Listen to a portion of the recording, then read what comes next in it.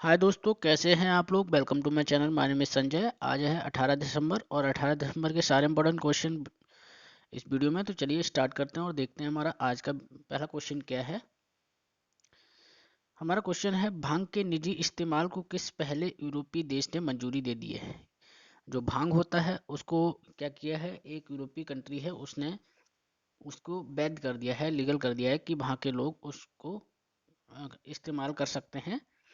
तो आपको बताना है कौन सा देश है। आपके ऑप्शंस हैं, ए बेलारूस, बी फिनलैंड, सी ऑस्ट्रिया, डी माल्टा। तो इसका जो राइट आंसर रहेगा वो क्या रहेगा, ऑप्शन नंबर डी, माल्टा। माल्टा एक यूरोपीय संघ है। उसने क्या किया है, भांग भांग को क्या बोलते हैं इंग्लिश में, कैनाबिस। क्या बोलते हैं, कैनाबिस। इसको क्या कर दिया है, इसको लीगल कर दिया है अपने देश में। निजी इस्तेमाल के लिए इसको बोल दिया है कि आप लोग यूज कर सकते हैं, निजी इस्तेमाल के लिए इसका उपयोग कर सकते हैं, उसको मंजूरी दे दी गई है। अब बताएं इसमें क्या है, जो 18 वर्ष या उससे अधिक के लोगों को 7 ग्राम भांग रखने की क्या है, छूट है। ठीक है, कितना, 7 ग्राम। जो 18 साल और उससे ज़्यादा अधिक उम्र के हैं उनको 7 ग्राम भांग को वो लोग रख सकते हैं। ठीक है, और इसमें ये भी है कि अपने घर पर भी भांग के पौधों को उगा सकते हैं। तो 4 पौधे उन्होंने बताया है, कंडीशन है कि 4 पौधों को घर पे उगाने की अनुमति है। ठीक है, और इसका जो दवा के रूप में भी कुछ संस्था जैसे 500 लोग तक अगर विभिन्न गैर लाभकारी संगठनों को अपने सदस्यों के लिए अगर दवा के रूप में विकसित करना है तो भी इसको यूज कर सकते हैं। ठीक है, तो ये है इस क्वेश्चन से। अब बात करें माल्टा की, तो माल्टा एक यूरोपीय देश है और यूरोप महाद्वीप में स्थित है। राजधानी इसकी जो है बेलेटा है। क्या है, बेलेटा। राजधानी बेलेटा। करेंसी क्या है, यूरो। यूरो करेंसी जो है वो उसकी क्या है, यूरो। ठीक है, राष्ट्रपति कौन है यहाँ के माल्टा के, जॉर्ज बेला। कौन है, जॉर्ज जॉर्ज बेला। ये भी आप लोग याद रखिए। ठीक है, चलिए नेक्स्ट क्वेश्चन देखते हैं। हमारा अगला क्वेश्चन क्या है। हमारा अगला क्वेश्चन है, गंगा एक्सप्रेस वे परियोजना का शिलान्यास पीएम मोदी द्वारा आज किस राज्य में किया गया। देखिए आज 18 दिसंबर है, तो 18 दिसंबर को क्या किया गया है, गंगा एक्सप्रेस वे एक परियोजना है जो कि किस राज्य में की गई है, पीएम मोदी के द्वारा शिलान्यास इन्होंने कर दिया था आज इस परियोजना का। ठीक है, इस शिलान्यास ने किसने किया है, पीएम मोदी, हमारे जो प्रधानमंत्री नरेंद्र मोदी हैं उनके द्वारा किया गया है। और किस राज्य में किया गया है ये आपको बताना है। Option A Maharashtra, B Madhya Pradesh, C Uttar Pradesh, D Rajasthan. इसका जो राइट आंसर रहेगा वो क्या है, ऑप्शन नंबर सी, उत्तर प्रदेश। और उत्तर प्रदेश के शाहजहांपुर के रेलवे जो मैदान है उससे इसका शिलान्यास किया गया है पीएम मोदी के द्वारा। ठीक है, अब बात करें इस गंगा एक्सप्रेस वे की, तो इसकी जो कुल लंबाई है वो कितनी है, 594 किलोमीटर। आप लोग याद रखिए इसके कुछ पॉइंट्स। 594 किलोमीटर ये लंबा है। ये यूपी के 12 जिलों से होकर गुजरेगा। यूपी के 12 जिलों के, कितने जिले हैं टोटल इसमें, 12। ठीक है, स्टार्ट कहाँ से हुआ है, ये मेरठ से स्टार्ट होगा। अब मैं जिलों के नाम भी बता देता हूँ एक बार। जैसे मेरठ से, मेरठ, हापुड़, जोतवा फुले नगर, संभल, शाहजहांपुर, बदायूं, फरखाबाद, हरदोई, उन्नाव, रायबरेली, प्रतापगढ़। तो ये सीधा मेरठ से कहाँ तक पहुँचेगा, ये पहुँचेगा इलाहाबाद, प्रयागराज। ठीक है, तो आप लोग याद रखिए। अब बात करें इसकी जो लागत है वो कितनी है, कितनी लागत में ये तैयार होगा। इसका जो खर्च है वो 36,000 करोड़ रुपए की लागत से बनेगा। 36,000 करोड़ रुपए, ये आप लोग याद रखिए लागत इसकी टोटल है। मेरठ से शुरू हुआ है ये हाईवे एक्सप्रेस वे, और इसका शिलान्यास शिलान्यास कहाँ पे किया गया है, ये भी आप लोगों को याद रखिए। शाहजहांपुर के रेलवे मैदान में इसका शिलान्यास किया गया है पीएम मोदी के द्वारा। ठीक है, अब बात करें यूपी की, तो यूपी की बहुत सारी चीज़ें हुई हैं। यूपी में हुनर हाट हुआ था, ये कहाँ पर हुआ था, यूपी के रामपुर में। ठीक है, जो हैंडीक्राफ्ट्स कलाएं थी उसके बारे में जो एक हुनर हाट उद्घाटन हुआ था वो यूपी में ही हुआ था। तो यूपी का one district one product important जो ब्रांड एम्बेसडर है वो कौन है, कंगना रनौत। ठीक है, अब बात करें यूपी की, तो यूपी के जो सीएम है वो कौन है, योगी आदित्यनाथ। गवर्नर है आनंदीबेन पटेल। ठीक है, यूपी का नेशनल पार्क जो फेमस है उसका नाम क्या है, दुधवा नेशनल पार्क। ठीक है, तो ये चीज़ें हैं, आप लोग याद रखिए यूपी से। नेक्स्ट क्वेश्चन देखते हैं, हमारा अगला क्वेश्चन क्या है। हमारा अगला क्वेश्चन है, बेंगलुरु सस्टेनेबिलिटी कॉन्क्लेव का उद्घाटन किसके द्वारा किया गया है। देखिए, बेंगलुरु सस्टेनेबिलिटी कॉन्क्लेव जो हुआ है उसका उद्घाटन बताना है, ये किसके द्वारा किया गया है। ठीक है, ये आपको बताना है। तो ऑप्शंस हैं भगत सिंह कोश्यारी, गणेशी लाल, थावरचंद गहलोत और नरेंद्र मोदी। किसके द्वारा किया गया है ये आपको बताना है। पहले तो ये समझ लीजिए कि सस्टेनेबिलिटी डेवलपमेंट होता क्या है। देखिए, एक पूर्ण तरीके से जो विकास होता है उसको सस्टेनेबल डेवलपमेंट बोलते हैं, जिसमें बहुत सारे फैक्टर्स हैं। यूनाइटेड नेशंस की रिपोर्ट के अनुसार अगर देखा जाए तो जिसमें 17 जो फैक्टर्स हैं डेवलप हैं, जैसे अच्छी शिक्षा होना जरूरी है, वहाँ पर भुखमरी नहीं होना चाहिए, साफ सफाई का ध्यान होना चाहिए। ऐसे बहुत सारे फैक्टर्स हैं जिनको ध्यान मद्देनजर रखते हुए हम उसको सस्टेनेबल डेवलपमेंट बोल सकते हैं। तो जो ये कर्नाटक की गवर्नर हैं, जो कर्नाटक के गवर्नर हैं थावरचंद गहलोत जी के द्वारा इसको उद्घाटन किया गया है। किसके द्वारा किया गया है, कर्नाटक के जो गवर्नर हैं थावरचंद गहलोत, यानी कर्नाटक को पूरी तरह सस्टेनेबल डेवलपमेंट में लाने के प्रयास के लिए इसका उद्घाटन किया गया है। ठीक है, इसकी जो थीम है इस बार की वो क्या है, थीम आप लोग एक बार देख लीजिए, implementing the sustainable development goals, role of universities and civil society in protecting the environment. ठीक है, role of universities and civil society in protecting the environment, मतलब हम अपने वातावरण को कैसे प्रोटेक्ट कर सकते हैं, ये हम सभी की जिम्मेदारी है। तो ये है इसकी थीम इस बार की, तो ये आपको याद रखना है। ठीक है, इसका मेन मुद्दा जो है, मेन मकसद है, पूरे कर्नाटक को सस्टेनेबल डेवलपमेंट गोल्स को अचीव करना ही इसका मेन मोटिव है, मेन मुद्दा है।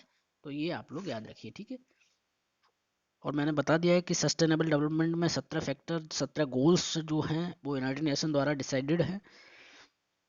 किसी भी जगह को एक आइडियल जगह बनाने के लिए ये सारी चीज़ें होना उसमें ज़रूरी है। ठीक है, तो चलिए नेक्स्ट क्वेश्चन की बात करते हैं। हमारा अगला क्वेश्चन क्या है,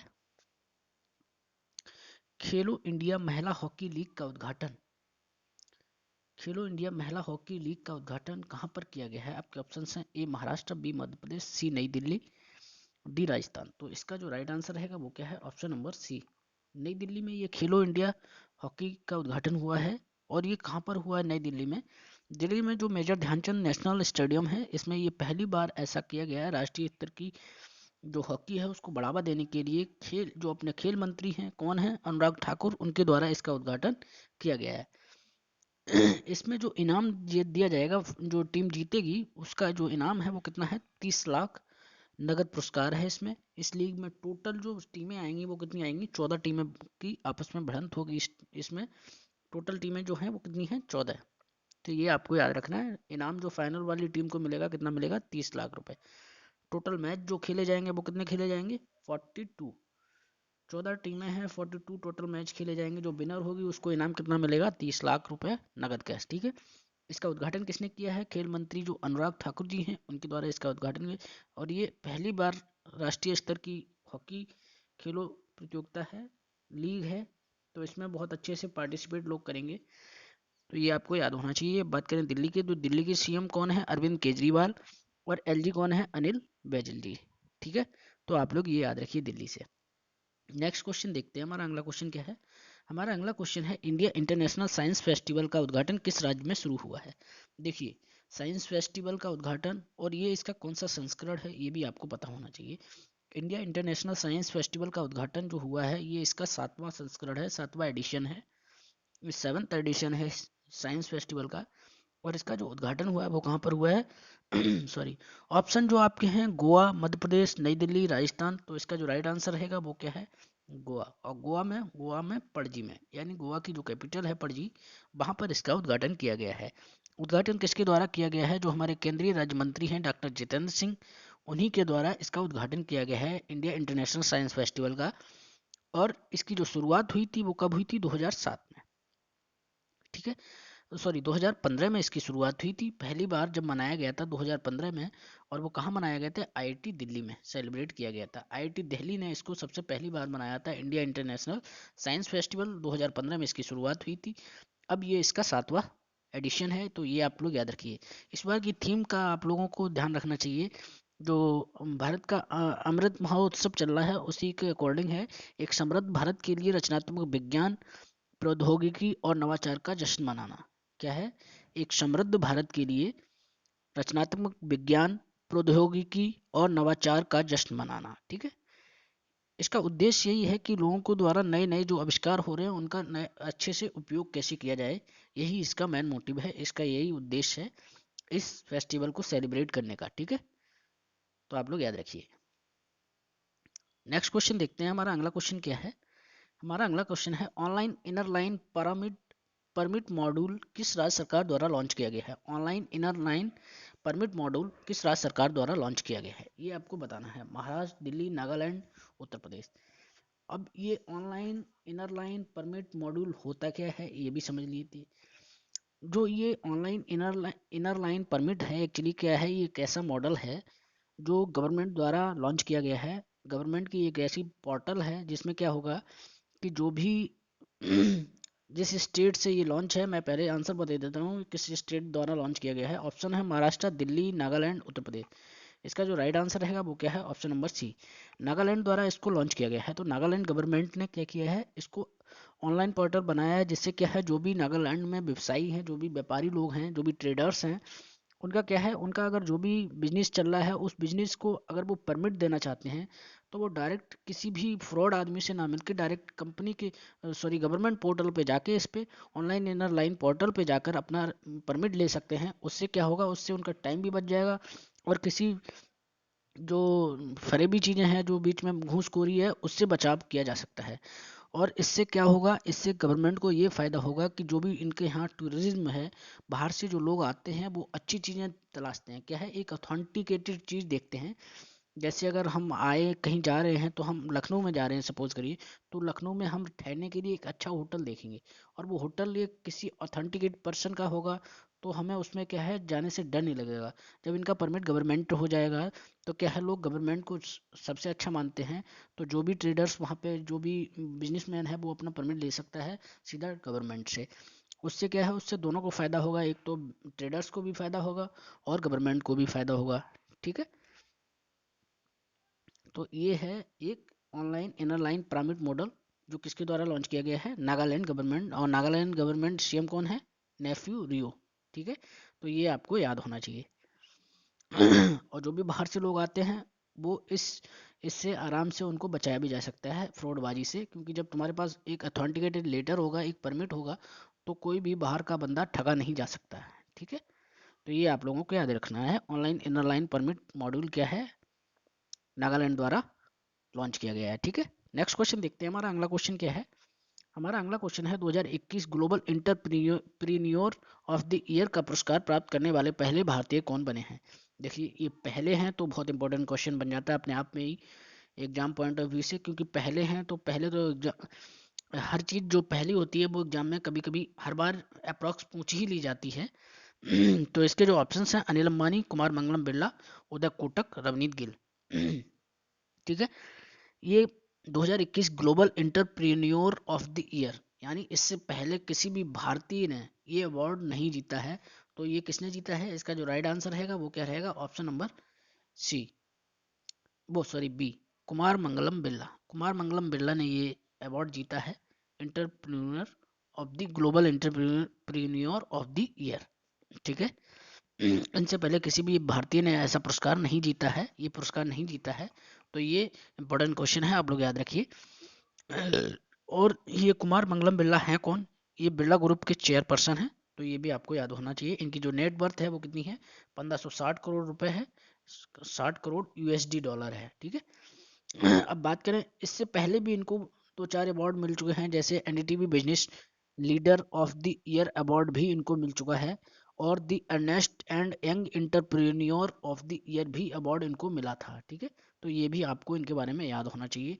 और इन्होंने ये जो global entrepreneur of the year का अवार्ड जीता है, तो इससे भारत का भी नाम हुआ और इनका खुद का तो नाम है ही।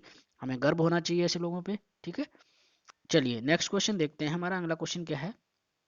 हमारा अगला क्वेश्चन है, केंद्र सरकार ने किस राज्य में मर्म चिकित्सा प्रशिक्षण केंद्र बनाने की घोषणा की है? देखिए, मर्म चिकित्सा प्रशिक्षण क्या होता है, ये बनाने की घोषणा। देखो, आयुर्वेद में क्या होता है कि आयुर्वेद से ही रिलेटेड है। आयुर्वेद में पहले क्या होता था प्राचीन काल में, कि अपने शरीर में ऐसे बहुत सारे पॉइंट्स हैं जिनको दबाने से दर्द ठीक हो सकता है, दर्द में आराम होता है।